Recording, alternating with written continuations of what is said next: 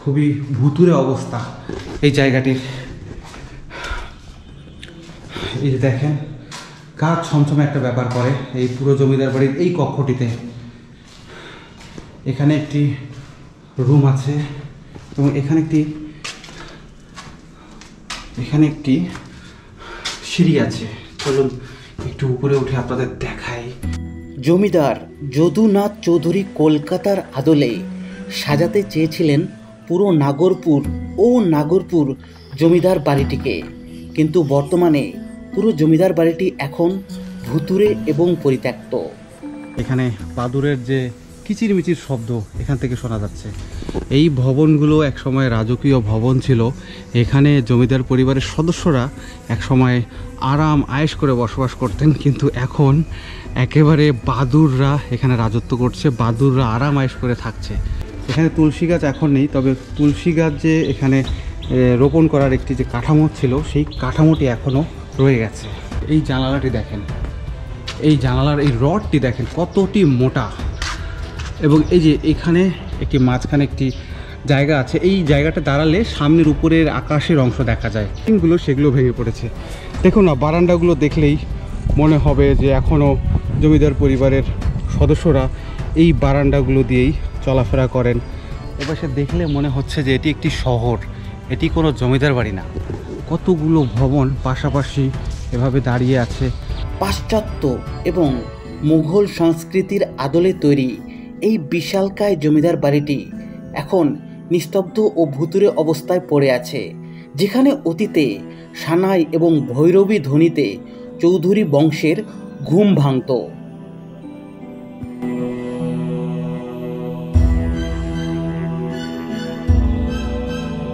এখন আছি টাঙ্গাইল শহরে। শহরের দোকানপাট এখনও খুলেনি। এখান থেকে এগিয়ে যাচ্ছি নাগরপুর উপজেলার দিকে। সেখানেই প্রায় 54 একর জমির উপর অবস্থিত নাগরপুর জমিদার বাড়িটি। স্থানীয়ভাবে এটিকে নাগরপুর চৌধুরী বাড়ি বলা হয়। বর্তমানে চৌধুরী বাড়িটির মূল ভবনে প্রতিষ্ঠিত হয়েছে নাগরপুর মহিলা কলেজ।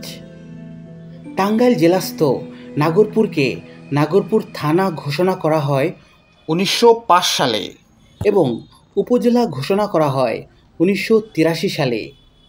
এই নাগরপুরের পূর্বে ধলেশ্বরী এবং পশ্চিম পাশ ঘেঁষে বয়ে গেছে যমুনা নদী, আর এই কারণে নদী পথে নাগরপুর এলাকার সাথে সরাসরি কলকাতার দৈনন্দিন ব্যবসায়িক কাজে যোগাযোগ ছিল।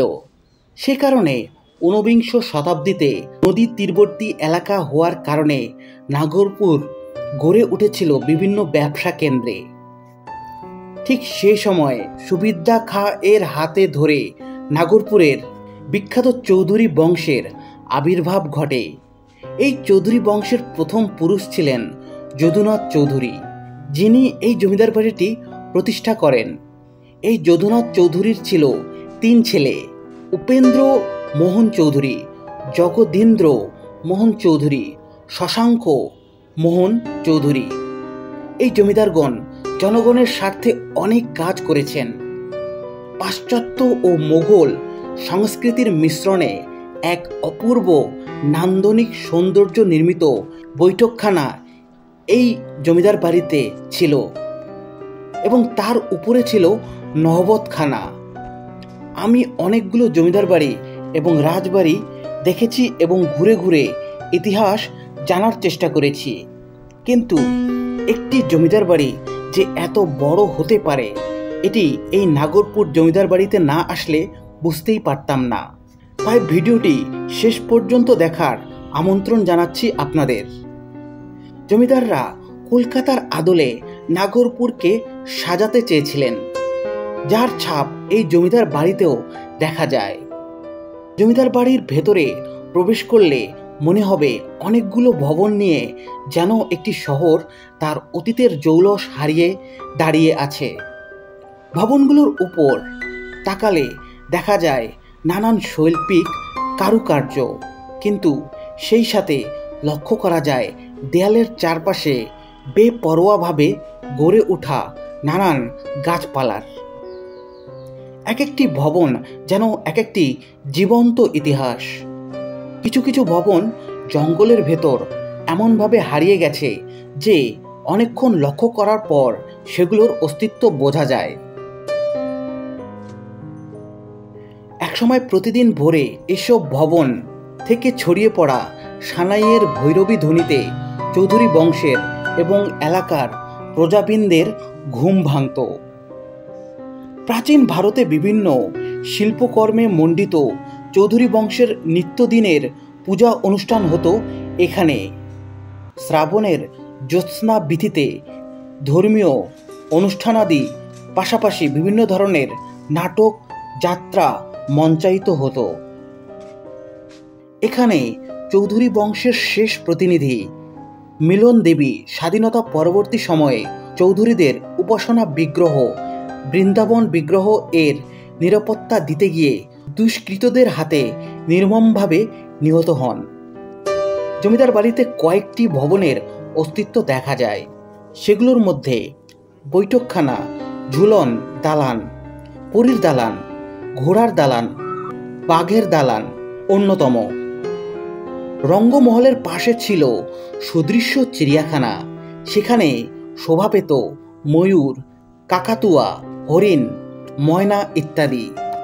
শৌখিন জমিদার সুরেশ চৌধুরীর ইচ্ছায় চিড়িয়াখানায় স্থান করে নিয়েছিল বাঘ এবং সিংহ। মোট কথা পুরো জমিদার বাড়ির জৌলস যেন এখানে আগতদের বিস্মিত করত। 1947 সালের দেশ ভাগের পর তদানীন্তন সরকার চৌধুরী বাড়ির সকল সম্পদ অধিগ্রহণ করে। নির্মাণের এতদিন পরে এসেও জমিদার বাড়ির ভবনগুলো যেন রাজকীয়তার ছাপ ধরে রেখেছে। রঙ্গমহলের অট্টালিকাটির অভ্যন্তরে পুরো কাজটি সদৃশ্য শ্বেত পাথরের গড়া।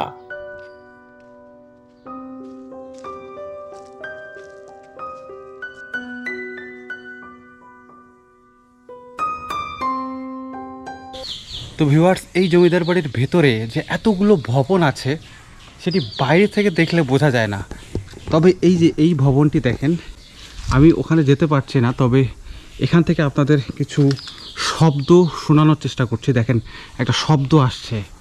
এটি কিন্তু হচ্ছে ভিতরে বাদুড় থাকছে এখন, মানে বাদুড়ের রাজত্ব হয়েছে এই জমিদার বাড়ির এই ভবনগুলোতে। একেবারে ভিতরে একেবারে তারা মানে অনেকক্ষণ ধরে এই শব্দটা করছে। আমি যেতে চাচ্ছিলাম কিন্তু যাওয়ার কোনো পথ নেই। তো এখন এই জমিদার বাড়িটি একেবারে এই জায়গাটি মানে দেখেন কত নিস্তব্ধ এই জমিদার বাড়িটির। এবং এই পাশে দেখেন এই ভবনগুলো দেখেন, এখানে একটি প্রাচীর আছে, ওপাশে যেতে পারছি না। এই ভবনগুলো দেখেন, মনে হচ্ছে শিকড় বাকড়গুলো চারপাশেই ছড়িয়ে পড়েছে। এবং এই ভবনটি কতগুলো দরজা ছিল দেখেন, এখান থেকে দেখতে পাচ্ছি 1, 2 এবং নিচেও 2টি দরজা আছে। তো এই ভবনটির এই পাশেও কোনো একটি অংশ ছিল যেটি ভেঙে গেছে। তার পাশে আরেকটি ভবন দেখেন, ওই যে ওখানে। সব মিলিয়ে ভিতরে অনেকগুলো ভবন তৈরি করা হয়েছিল, যেটা বাইরে থেকে দেখলে আবার খুব সহজে বোঝা যায় না। তো আমি ভিতরে প্রবেশ করছি এবং অবাক হচ্ছি যে এই জমিদার বাড়ির ভেতরে এতগুলো ভবন।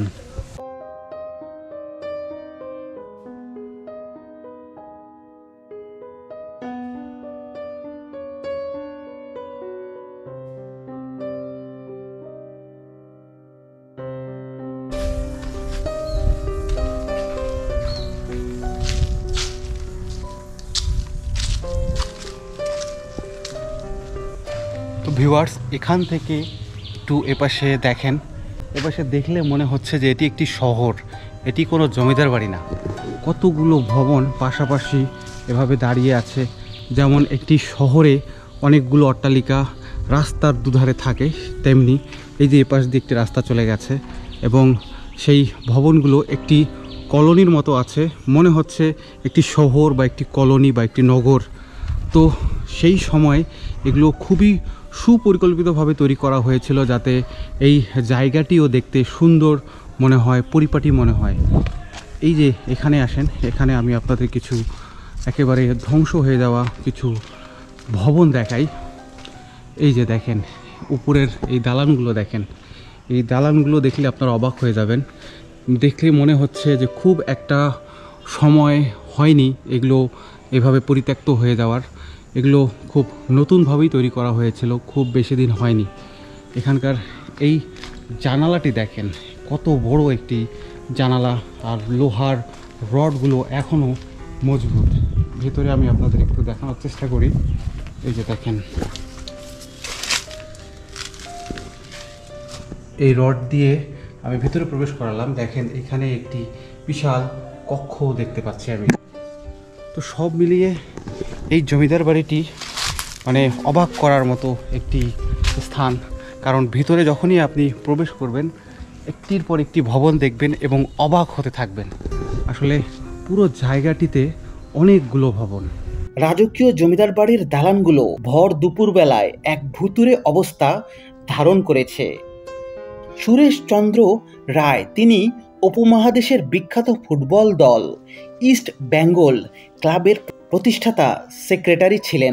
জনসাধারণের জন্য সেবামূলক কাজের তাগিদে আরেক জমিদার সতীশচন্দ্র রায়কে ব্রিটিশ সরকার বাহাদুর খেতাবে ভূষিত করে।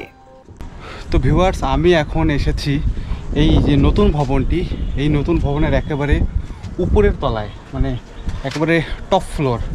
সেখান থেকে আমি আপনাদের এই যে জমিদার বাড়ির উপরের মানে ধ্বংস হয়ে যাওয়া যে জমিদার বাড়ির ভবনগুলো রয়েছে সেগুলো দেখানোর চেষ্টা করছি। দেখুন ছাদগুলো কি সুন্দরভাবে তৈরি করা হয়েছিল, কি নিখুঁত পরিকল্পনা। ওই যে ওদিক থেকে সিঁড়িঘর ছিল এবং এখানে এসে বসার জায়গা ছিল। খুব সম্ভবত ওই জায়গাটি কোনো ঝর্ণার মতো করে তৈরি করার একটা কাঠামো ছিল। এবং এই পাশেও আরেকটি কক্ষ দেখতে পাচ্ছি ছোট। এবং এই পাশের যে ছোট ছোট ভবনগুলো দেখেন, এইগুলোতেও অনেকগুলো ছাদ দেখা যায় যেগুলোর সিলিংগুলো এখন নেই। সব মিলিয়ে এই ভবনগুলো এখন নিঃশেষ হয়ে যাওয়ার পথে, মানে ছাদের গাছপালা ঝোপঝাড় দেখে আপনারা বুঝতে পারছেন। তবে এই পাশের যে ভবনগুলো, এই ছাদগুলো এখনও ব্যবহারযোগ্য, কিন্তু পাশের যে রেলিংগুলো সেগুলো ভেঙে পড়েছে। দেখুন না, বারান্দাগুলো দেখলেই মনে হবে যে এখনও জমিদার পরিবারের সদস্যরা এই বারান্দাগুলো দিয়েই চলাফেরা করেন, তারা এখনও এখানে বসবাস করছেন। কিন্তু বাস্তবতা হচ্ছে এখন এই ভবনগুলো একেবারে পরিত্যক্ত, কেউ থাকে না। দিনের পর দিন এগুলো এভাবেই পরিত্যক্ত অবস্থায় পড়ে আছে। মানে এই জমিদারের নাম কি ছিল এটা বলতে পারবেন? সতীশ চৌধুরী। সতীশ চৌধুরী। মানে এখানে ওনার কতগুলো ভবনগুলো কতগুলো আছে? ভবন অনেকগুলো আছে, তাও যদি আমরা করি গুনি তাহলে মোটামুটি 12-14টা 14টা। পুকুর কয়টা ছিল? পুকুর আছে পাশে 1টা 2টা 3টা 4টা 5টা। সেগুলো এখনো আছে, ভরাট হয়নি? না না না, এখন আছে। ও আচ্ছা। আর এইগুলো শুধু ওই যে ওই অংশটা ব্যবহার হচ্ছে না? হ্যাঁ, ওইটা হলো কলেজ ভবন। ওটা কি মূল ভবন ছিল, যে সাদা অংশটা? ওটাই মূল ভবন ছিল, আর বাকি এগুলো ছিল তারপরে ও জমিদাররা দিনের পর দিন তৈরি করছেন। জি। তো এই জমিদার পরিবাররা চলে গেল কবে? এটা অনেক আগে চলে গেছে, আমাদের জন্মের আগে। অবশ্যই স্বাধীনতার আগে গেছে আর কি। এবং এখন সবগুলো, ওটা বাদ দিয়ে বাকি সবগুলো পরিত্যক্ত নাকি? জি। তো এইগুলো তো ব্যবহার করা যাবে, দেখে তো মনে হচ্ছে। এটা তো রং মহল, ভিতরে গেলে অন্যরকম। ভিতরে তো আর প্রবেশ করতে দিবে না? না, এটা ভিতরে অন্যরকম। অন্যরকম বলতে কি অনেক কারুকার্য করা? জি জি জি। ও ওই পাশে একটা ভবন দেখলাম, ওই যে ওখানে কি নিখুঁত কারুকার্য, অসাধারণ। ওর পাশে একটা পুকুর আছে বিশাল, 12টা ঘাটলা। 12টা ঘাটলা ঘাট? 12টা ঘাট আছে? 12টা ঘাট। আচ্ছা, সেটা সেই জমিদাররাই খনন করছিল? ও আচ্ছা আচ্ছা। তো ভিউয়ার্স, আমি ওপাশ থেকে আপনাদের যেটা শোনানোর চেষ্টা করছিলাম সেটা এপাশ থেকেও শোনা যাচ্ছে। এই যে শুনুন, এখানে বাদুরের যে কিচিরমিচির শব্দ এখান থেকে শোনা যাচ্ছে। এই ভবনগুলো একসময় রাজকীয় ভবন ছিল। এখানে জমিদার পরিবারের সদস্যরা একসময় আরাম আয়েশ করে বসবাস করতেন, কিন্তু এখন একেবারে বাদুররা এখানে রাজত্ব করছে, বাদুররা আরাম আয়েশ করে থাকছে। তো আসলে সময়ের পরিবর্তন যে কতটা নির্মম হতে পারে সেটা এই ভবনগুলোর দিকে তাকালে বোঝা যায়। কি ভয়ঙ্কর লাগছে দেখেন, চারপাশের পরিবেশ কি থমথমে। তো ভিউয়ার্স দেখুন, এখানেও কিছু প্রাচীর দেখা যাচ্ছে যেগুলো গাছের লতাগুল্ম দিয়ে ঢেকে গেছে। বড় বড় কচুরিপানা এখানে দেখতে পাচ্ছি। চারপাশের পরিবেশ একেবারেই থমথমে নিস্তব্ধ। এই যে একটি কক্ষ, এবং এই যে দেখেন এখানে একটি গলির মতো অংশ দেখা যাচ্ছে। এই যে এই ভবনগুলো কি ভয়ঙ্কর এবং নির্মম অবস্থা। এই যে এখানে দেখেন এই জায়গাটি আপনাদের দেখাই, উপরের এই অংশগুলো দেখেন, দেখে মনে হচ্ছে এখনও কেউ উপর দিয়ে চলাচল করছে। কি অসাধারণভাবে এই দরজাগুলো এবং বারান্দাগুলোর সংযোগ করা হয়েছিল, এবং কি বিশাল বিশাল জানালা দেখতে পাচ্ছি।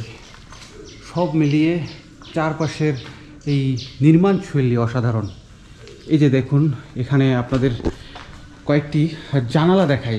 এই জানালাটি দেখেন, এই জানালার এই রডটি দেখেন কতটি মোটা, এবং এই যে এখানে একটি মাঝখানে একটি জায়গা আছে। এই জায়গাটা দাঁড়ালে সামনের উপরের আকাশের অংশ দেখা যায়। আমি সেই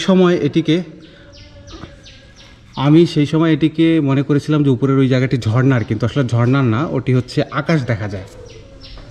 দেখুন এই যে এখানেও একটি ছোট্ট দরজা এবং তুলসী গাছ।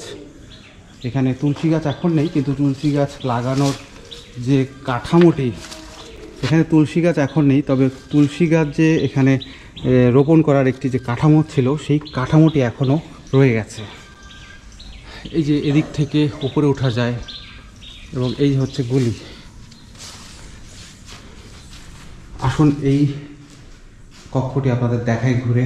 এখানে অনেকগুলো আলমারি তৈরি করা হয়েছিল। এই যে বিভিন্ন রকম কুলুঙ্গি আলমারি দেখতে পাবেন আপনারা। এখন একেবারে এই কক্ষগুলো পরিত্যক্ত। এই যে বিশাল বিশাল আলমারি, কুলুঙ্গি সব কিছু এখনও রয়ে গেছে, কিন্তু নেই শুধু জমিদার পরিবারের সদস্যরা। এখানেও একটি কক্ষ আছে, কিন্তু অন্ধকার। ভিউয়ার্স দেখেন এই কক্ষটি কতটা গা ছমছমে এবং অন্ধকার। মনে হচ্ছে যে এখানে বহু যুগ ধরে কেউ আসে না। খুবই ভুতুরে অবস্থা এই জায়গাটির। এই যে দেখেন গা ছমছমে একটা ব্যাপার করে এই পুরো জমিদার বাড়ির এই কক্ষটিতে। এখানে একটি রুম আছে, এবং এখানে একটি সিঁড়ি আছে। চলুন একটু উপরে উঠে আপনাদের দেখাই কতটুকু যাওয়া যায়। তবে যে অন্ধকার, আমি যেতে পারবো কিনা সন্দেহ আছে। তবে দরজাগুলো বন্ধ, তাই যেতে পারছি না। নেমে যাই, কারণ এই জায়গাটি খুবই অন্ধকার এবং ভুতুরে।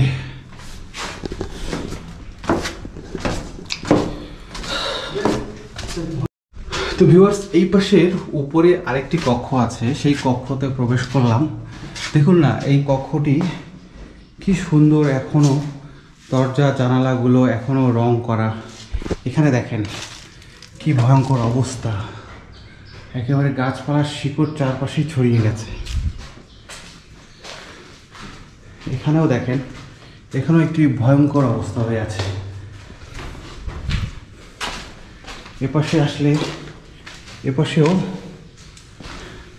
একটি, এই ভবনটি খুব সম্ভবত পরবর্তীতে তৈরি করা হয়েছিল, দেখলেই বোঝা যায়, কারণ এটা সেই সময়কার তৈরি না, তবে জমিদার বাড়িরই অংশ। বিভিন্ন রকম কক্ষ, বিভিন্ন রকম জায়গা দেখা যাচ্ছে। এটি হয়তো বা কিচেন ছিল আমি ধারণা করছি। তো সব মিলিয়ে এই জমিদার বাড়িটি এখন পরিত্যক্ত এবং ভুতুরে। এটি হচ্ছে শৌচাগার। এটিও একটি কক্ষ ছিল, এটি একটি কিচেন ছিল, ওটি সম্ভবত স্টোররুম ছিল। দেখেন, দেখেই মনে হচ্ছে এখানে চুলা ছিল, এখানে আলমারি ছিল বাসনপত্র রাখার জন্য, এখানে জানালা ছিল। পুরো একটি পারিবারিক পরিবেশ এই ভবনটিতে। পুরো জমিদার বাড়িটির প্রত্যেক ভবনে ছড়িয়ে আছে নানান স্মৃতি এবং নানান ইতিহাস। তাহলে ভিউয়ার্স, নাগরপুর জমিদার বাড়ি সম্পর্কে আরও কোনো ইতিহাস জানা থাকলে তা কমেন্ট বক্সে জানাতে ভুলবেন না। আমার এই চ্যানেলটিতে যারা নতুন, অনুগ্রহ করে চ্যানেলটি সাবস্ক্রাইব করে রাখুন।